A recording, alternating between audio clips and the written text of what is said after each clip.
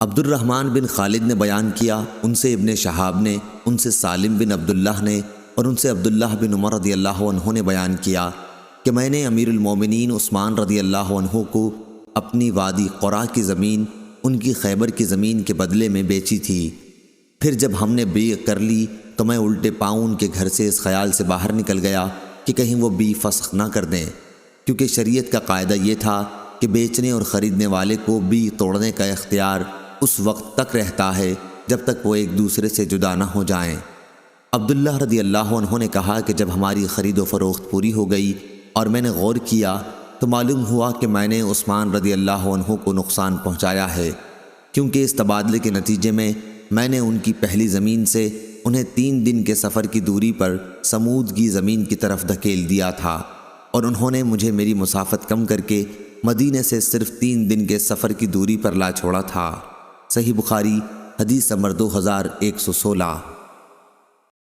امام مالک رحمہ اللہ نے خبر دی، انہیں عبداللہ بن دینار نے اور انہیں عبداللہ بن عمر رضی اللہ عنہ نے، کہ ایک شخص حبان بن منقذ رضی اللہ عنہ نے نبی کریم صلی اللہ علیہ وسلم سے عرض کیا کہ وہ اکثر خرید و فروخت میں دھوکہ کھا جاتے ہیں۔ اس پر آپ صلی اللہ علیہ وسلم نے ان سے فرمایا کہ جب تم کسی چیز کی خرید و فروخت کرو تو یوں کہہ دیا کرو کہ بھائی دھوکہ اور فریب کا کام نہیں۔ صحیح بخاری حدیث نمبر 2117۔ نافع بن جبیر بن مطعم نے بیان کیا، کہا کہ مجھ سے عائشہ رضی اللہ عنہا نے بیان کیا کہ رسول اللہ صلی اللہ علیہ وسلم نے فرمایا،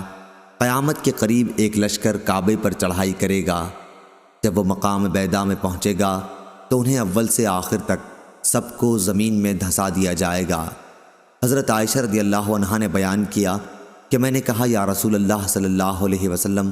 اسے شروع سے آخر تک کیوں کر دھسایا جائے گا، جبکہ وہیں ان کے بازار بھی ہوں گے اور وہ لوگ بھی ہوں گے جو ان لشکریوں میں سے نہیں ہوں گے؟ آپ صلی اللہ علیہ وسلم نے فرمایا کہ ہاں، شروع سے آخر تک ان سب کو دھسا دیا جائے گا،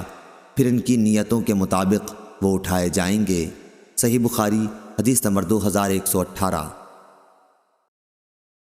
جریر نے بیان کیا، ان سے اعمش نے، ان سے ابو صالح نے اور ان سے ابو ہریرہ رضی اللہ عنہ نے بیان کیا کہ رسول اللہ صلی اللہ علیہ وسلم نے فرمایا، جماعت کے ساتھ کسی کی نماز بازار میں یا اپنے گھر میں نماز پڑھنے سے درجوں میں کچھ اوپر 20 درجے زیادہ فضیلت رکھتی ہے، کیونکہ جب ایک شخص اچھی طرح وضو کرتا ہے پھر مسجد میں صرف نماز کے ارادے سے آتا ہے، نماز کے سوا اور کوئی چیز اسے لے جانے کا باعث نہیں بنتی، تو جو بھی قدم وہ اٹھاتا ہے اس سے 1 درجہ اس کا بلند ہوتا ہے، یا اس کی وجہ سے 1 گناہ اس کا معاف ہوتا ہے۔